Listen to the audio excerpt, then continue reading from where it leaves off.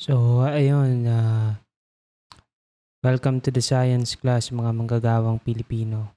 Kahit hindi naman science yung pag-uusapan natin. Ngayong araw yung pag-uusapan natin ay yung situation or yung issue ni Rasi Binks recently. At pag-uusapan din natin yung epidemya ng online sugal at online gambling dito sa pinakamamahal nating bansa na Pilipinas. So, ginawan ko na kayo ng PowerPoint para dito sa klase natin ngayong araw. So, pwede kayong kumain ng snacks or pwede kayong kumain ng breakfast, lunch, or dinner nyo habang nakikinig sa klase natin for today. So, next slide tayo. Ito si Rasi Binks. Isa siyang content creator at streamer. I think mostly known si Rasi Binks for his siguro mga memes and also yung Valorant videos and Valorant niya ng mga live streams. So, o baka kilala rin siya dahil sa ibang mga bagay. Pero personally, una kong nakita or una kong nakilala tong si Rasi Binks dahil sa mga Valorant live streams niya at Valorant videos niya na nakikita ko sa feed ko dati. So, itong makikita nyo sa taas, itong 534,000 subscribers, yan yung YouTube channel ni Rasi Binks. And meron din siya dito, nasa baba naman, meron siyang 1.3 million followers sa Facebook account niya. So, masasabi nating malaki talaga yung following na meron si Rasi Binks. And also, dalawa lang to sa social media accounts niya, yung pinakita ko. Facebook at YouTube account lang ni Rasi Binks at meron pa siyang ibang mga account.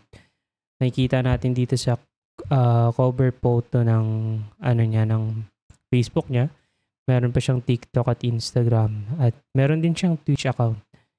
Hindi ko lang alam, tingin ko mostly nag-i-stream siya dun sa Twitch account niya. Kaka-visit ko lang ng Twitch account niya ngayon eh. Live ngayon si Rasi. Nagawa niya ngayon, naglalaro siya ng laro. Hindi ko lang alam kung anong laro yun, pero kasama niya yung mga kaibigan niya. And ayun nga, kilala si Rasi sa pag-i-stream niya ng mga iba't ibang laro.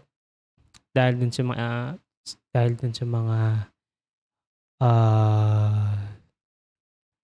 reactions niya dun sa mga laro na nilalaro niya. So minsan nagla-live stream din to si Rasi sa Facebook page. Pero di ko lang alam, baka mostly yung mga live stream niya dun talaga sa Twitch account niya. Yung Twitch account niya naman merong 70,000 followers. So, ayan. Ano nga ba yung issue ngayon tungkol kay Rasi? Bakit nagba-viral? Bakit nagba-viral ngayon si Rasi Binks? Move tayo sa next slide natin. So, eto. Nag-post si Rasi na nagpo-promote siya ng Bingo Plus. At ito, basahin natin yung description niya dito sa post niya about Bingo Plus. Andito na ang mga pinaka-pogi. Panoorin natin ang Bingo Plus night dito. Get ready for an electrifying night filled with spectacular performances, exciting surprises, and your favorite stars. This year's Bingo Plus night is bigger and better than ever, featuring show-stopping acts from Vice Ganda, Piolo Pascual, Kim Chiu, and many more. Where to watch? March 27, live stream on Bingo Plus website and application.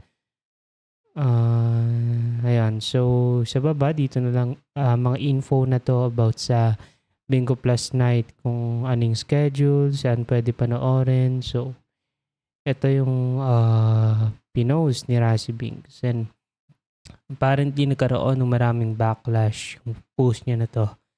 At maraming nagsasabi na rent is due na daw for Razi. So bayaran na daw ng renta kaya nag-post si Razi ng ganito, kaya nag-promote na ng, online sugal, promote na ng online gambling. So, alam naman nating lahat itong, Bingo Plus na app, I believe, available 'to sa Play Store and, puwede mo siyang magamit or puwede mo siyang laruin para makapagsugal ka. So, madaming backlash, yung madaming taong nadismaya o nagalit kay Razi dahil, nag-promote din siya ng sugal at ayun, online gambling. So, katulad parang ano din, parang similar din dun kay Juniboy ng Team Payaman. So, malaking backlash din yung nangyari nung nag-promote ng online casino or online sugal si Juniboy. Pero yung topic natin ngayong araw, itong si Razi. So, ito yung pinost ni Razi about promoting Bingo Plus dito sa post na to. Makikita naman natin. Pero pag pinuntahan yung Facebook page ngayon ni Razi, hindi nyo na ito makikita itong post na to. Dahil dinilit nga to ni Razi. And then, nag-story siya dun sa Facebook page niya. So, move tayo dun sa next slide natin. So, after nung post na yun, dinilit yun ni Razi tapos nag-story siya. Ito yung sinulat niya. Fuck that. I'm sorry to disappoint you all, but I'm pulling out. My heart says no. Back to video games. So, balik lang tayo dito sa previous slide natin. So, hindi natin alam kung hindi natin masasagot yung rason kung bakit nga ba nag-pull out si Razi from promoting Bingo Plus. Dahil nga ba ayaw talaga ng puso niya? O dahil ba nagkaroon siya ng maraming backlash dahil sa pagpo-promote niya? So, hindi natin malalaman. So, I mean, may time naman si Razi. May time si Razi before niya i-accept o before niya i-post tong promotion na to. May time siya mag-isip kung gusto ba to ng puso niya, kaya ba to ng dignidad niya, o aligned ba to sa mga values niya. Makikita natin, I mean, para sa akin ang dapat siguro tinanong muna ni Razi yung sarili niya bago niya pinost itong promotion na to. Dapat pinag-isipan niya ng mabuti kasi yung lumalabas ngayon parang lumalabas na naging masama o lumalabas na dinilit lang ni Razi o hindi lang nag-proceed si Razi dun sa promotion dahil madaming backlash dahil hindi gusto ng mga fans niya at majority of the people hindi gusto yung mga social media influencer na nagpo-promote ng sugal o content creators or live streamers, basta mga sikat na tao. So ngayon, palaisipan ngayon kung ano nga bang mangyayari, sabihin natin na pinost nga ni Razi itong promotion na to tapos yung reaction ng mga tao parang neutral lang. Hindi ganun kalaki yung backlash na na-receive niya compared ngayon. Magpo-proceed pa ba si Razi with the promotion or hindi niya na itutuloy? So, ayun yung mga tanong na hindi natin masasagot at hindi na natin alam kung anong mangyayari. So, mga what if situations lang yun. So, let's give Rashi the benefit of the doubt. Baka nga, pagka-post niya sa kanya lang na-realize na hindi gusto ng puso niya. Ayun, ayun ang hindi natin malalaman. Hindi nga ba talaga gusto ng puso ni Rashi? O baka dahil lang sa backlash na na-receive niya. So, we don't know. Hindi natin malalaman. Hindi natin alam at hindi na natin malalaman pa kung ano yung sagot dito. So, part siguro kung bakit ang daming backlash, ang daming hate na nangyari dahil sa promotion ni Rashi na to ay dahil makikita nating lahat yung epidemya ng online gambling at online sugal dito sa Pilipinas. Makikita natin siya sa mga kaibigan natin, mga workmates natin, or worse, yung mga families natin, mga family members.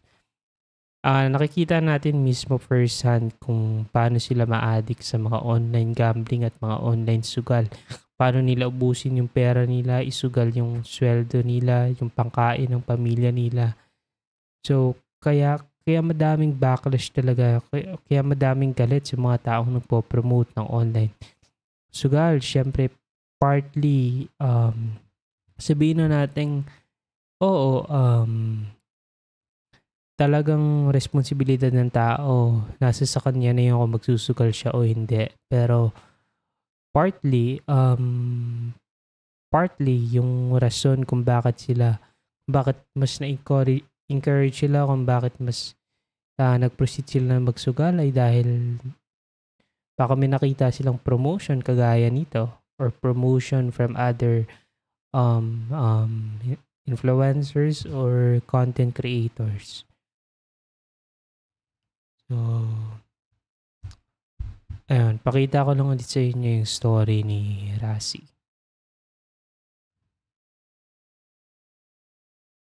So again, balik tayo dun sa question natin na hindi nga ba talaga gusto ng puso ni Rashi o hindi lang gusto ni Rashi ituloy dahil sa backlash na na-receive niya. Or let's give him the benefit of the doubt then na baka nga sa kanya lang na-realize na hindi niya gusto. Nung na-post niya na yung promotion niya.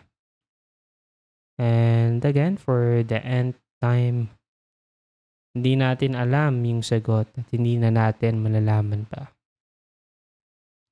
And ayun lang yung class natin for today. That's our science class today. Kahit hindi naman science yung pinag-usapan natin.